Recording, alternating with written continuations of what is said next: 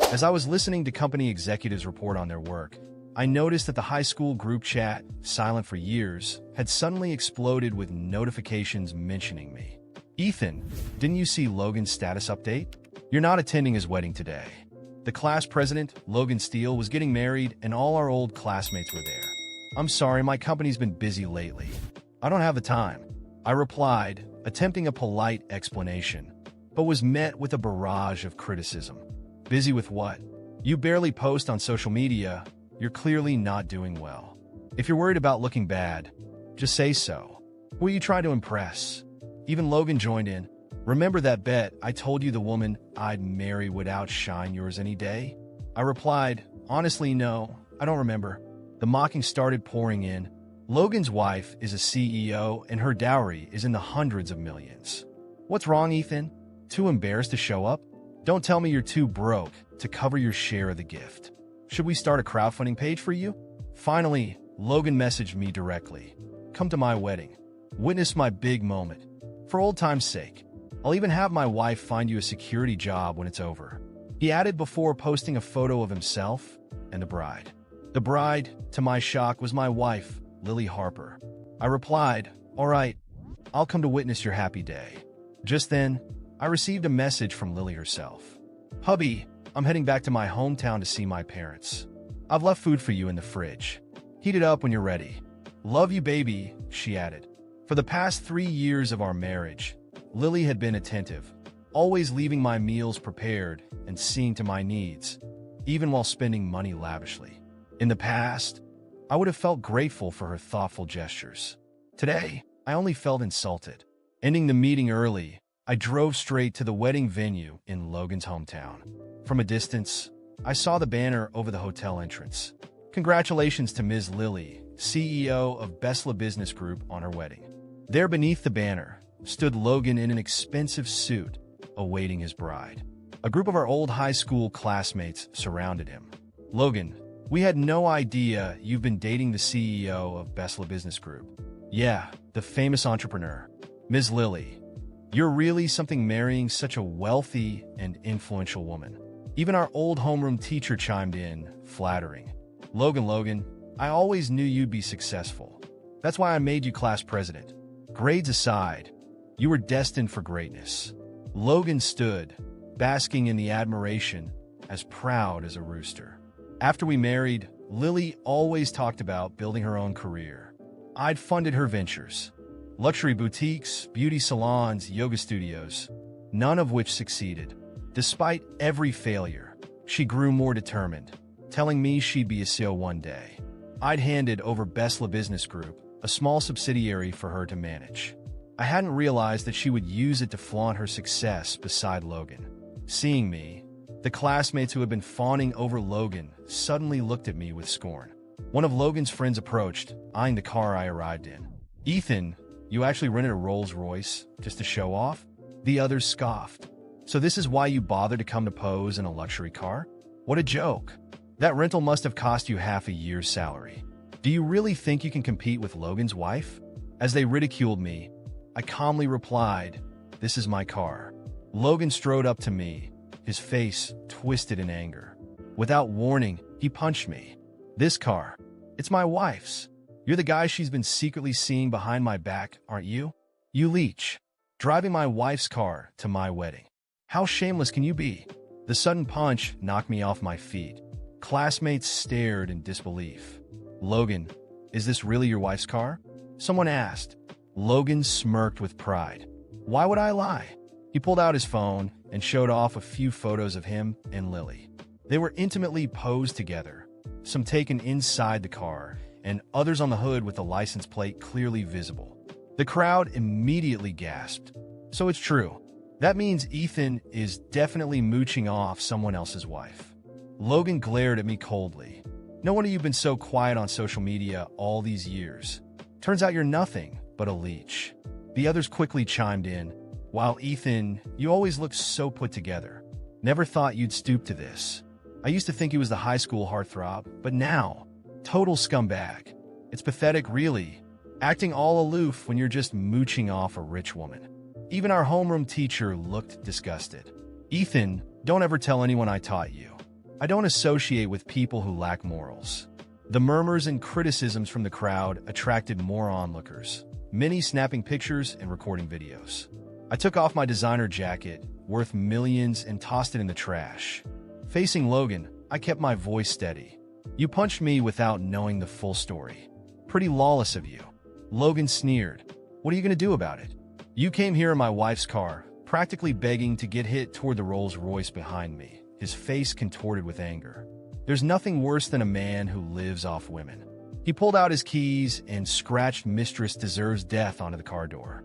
I glanced at the words and said, "Soon you'll realize how ironic that phrase is." Logan laughed bitterly.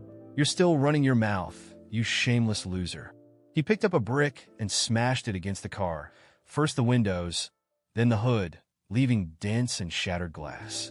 Logan is the future heir of Besla Business Group. We can't let him be bullied by someone like Ethan. I looked around at the chaos surrounding me. My Rolls-Royce, the car I had purchased with my own money, was now destroyed with shattered windows and dented panels. The crowd continued to laugh and mock me, while Logan basked in his supposed victory. I swallowed hard. This wasn't the moment to lose my temper. It was the moment to act. Taking a deep breath, I straightened my posture and stepped forward, ignoring the pain in my jaw from Logan's punch. "Logan," I began, my voice calm but firm enough to silence the crowd. "You think you know everything, don't you? That you're the smartest, most successful man here. But today, I'll show you just how foolish you really are." He laughed mockingly, crossing his arms. "Oh, so now the loser wants to give a lecture? Go ahead, Ethan. Entertain us. First, let me clear something up. That car you just destroyed isn't your wife's. It's mine, paid for with my own money, earned through my own hard work. And for everyone here who's so curious about how I get by, let me tell you something. I'm the actual owner of Besla Business Group. I gave Lily control over a subsidiary because I trusted her, because I wanted to see her grow. I never imagined she'd use it to inflate the ego of a man like you." The crowd fell silent. The laughter disappeared, replaced by expressions of shock and disbelief. Logan tried to rebut. "Liar. Lily is the CEO of Besla, not you. Stop making up stories to make yourself look good." I pulled out my phone, tapped a few times, and displayed official documents, contracts, transfers, and records that prove my ownership of Besla Business Group. I placed the phone on a nearby table for everyone to see. The truth is right there. Anyone who wants to verify it, go ahead. The silence was deafening. A few people stepped forward to examine the documents, their faces shifting from disbelief to embarrassment. Even my old teacher, who had just scorned me moments ago, avoided meeting my eyes. Logan, however, was livid, his face red with anger. "This doesn't prove anything. You could have faked all of it. Lily wouldn't have married someone like you if she knew you were so powerful." I took another step closer, locking eyes with him. "Logan, the problem isn't what Lily knew. The problem is that she never appreciated what she had. She chose to betray the man who gave her everything to be with someone who only knows how to show off. And you, Logan, you're so obsessed with looking superior that you destroyed another man's car without even knowing the truth. And you know what's worse? You married a woman who's only with you because she thinks you can give her more. Wait until you realize you're just another rung on her ladder." At that moment, I heard the sound of a car pulling up. Everyone turned to see Lily stepping out of a taxi. She looked stunning in her wedding dress, but her expression changed as soon as she saw the wrecked car and the crowd. When our eyes met, she turned pale. "Ethan, what are you doing here?" "Oh, Lily," I replied, my tone dripping with irony. "I came to witness your big day.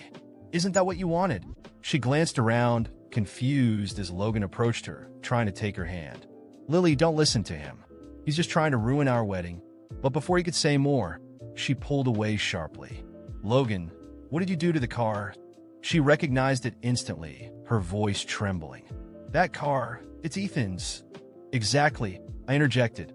"And it seems your new husband thought destroying my car was a good way to start your life together." Lily turned to Logan, horrified. "You destroyed his car? Are you insane?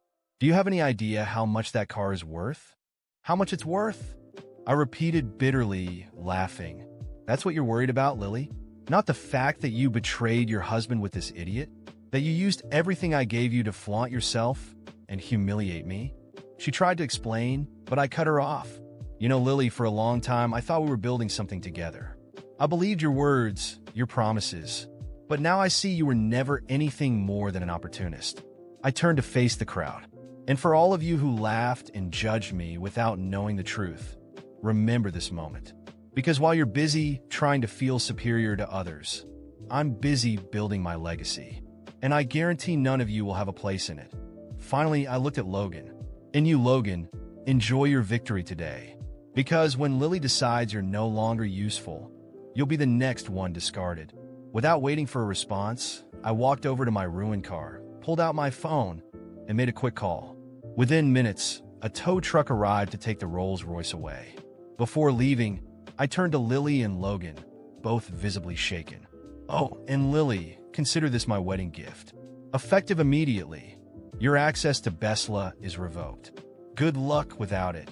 I got into the taxi and left, leaving behind the chaos, the shocked expressions, and the shattered facade of their perfect day. For the first time, I felt like I had finally closed that chapter of my life. I left that place with a weight on my shoulders, but a clear decision in my mind. I wouldn't resolve this through anger or hatred, but with precision and justice. Lily and Logan thought they had reduced me to nothing, but I knew the real power lay in observing, planning, and acting at the right moment. I had something they would never understand: patience. When I got home that night, I found the dinner Lily had left in the fridge. I stared at the food, prepared with the care she always pretended to show, and felt the contrast between her actions and her intentions. It was no longer about love or betrayal. It was about principles. I resolved that everything would end cleanly and definitively. First, I severed every financial and logistical tie to Lily. It wasn't loud or dramatic, just a quiet adjustment of accounts, contracts, and access. Everything I had allowed her to use, from credit cards to vehicles, and even the apartment she occasionally stayed in, was transferred back into my name. Within days, she would have to face the reality of who had been behind the comfort she enjoyed. But my top priority was dealing with Logan. He had always prided himself on being the center of attention, manipulating others to appear superior. I decided that the best way to confront him wasn't through direct attacks, but by dismantling the illusions he had built around himself. I started with something simple: a meeting with our old classmates. I used the pretext of a casual reunion, something to reminisce about the good old days. It was surprisingly easy to gather most of them, especially since many still clung to that almost childish need to compete and impress. Logan, of course, showed up with Lily by his side, trying to maintain the image of the perfect couple. During the gathering, I let Logan speak first. He began boasting about his successes, emphasizing how lucky he was to be with Lily, repeatedly mentioning how she was a visionary CEO. As he spoke, I watched the reactions of those around him. Some seemed impressed, but others, those who had already started doubting Logan's exaggerated stories, exchanged discreet glances. That's when I joined the conversation, calmly and respectfully. I started sharing stories from our school days, recalling moments when Logan had manipulated situations to make himself look better. I didn't attack him directly. I simply brought up inconsistencies from the past in a subtle way. As the night went on, the conversations began to shift. Classmates started sharing their own stories, moments when they felt used or deceived by Logan. Lily, who initially looked uncomfortable, tried to intervene a few times to defend Logan, but I remained composed, skillfully redirecting any tension. When she mentioned how Logan had always been a natural leader, I smiled. That's true. He always had a way of drawing people in, even if it was mostly for his own benefit. The reunion ended without major confrontations, but something had changed. Logan, who arrived full of confidence, left visibly shaken. The seeds of doubt I planted in the group began to grow. In the days that followed, some classmates reached out to me privately, thanking me for opening their eyes. Others started questioning Logan publicly, especially on social media. Logan, who had always controlled his image so carefully, suddenly faced the pressure of addressing accusations from the past. Meanwhile, with Lily, I took a more direct approach. I arranged a dinner at our home and waited for her to arrive. When she walked in, smiling as if everything was normal, I asked her to sit down. In silence, I placed a stack of documents on the table, including proof of the transfer of all assets and responsibilities back into my name. "Lily," I began, "this is what's left of what we had. Or rather, what you thought you had." She tried to argue, but I raised a hand to stop her. "There's nothing left to say. You chose the path you thought was best. Now, you'll walk it alone. I trusted you, and you broke that trust. This isn't just about marriage. It's about character. I made it clear that our divorce would be handled quietly, without scandals, but that she would no longer have anything from me." She tried to cry, to plead, but I didn't waver. In the end, she left with the few belongings that were truly hers. I felt a mix of relief and sadness, but also the certainty that I was doing the right thing.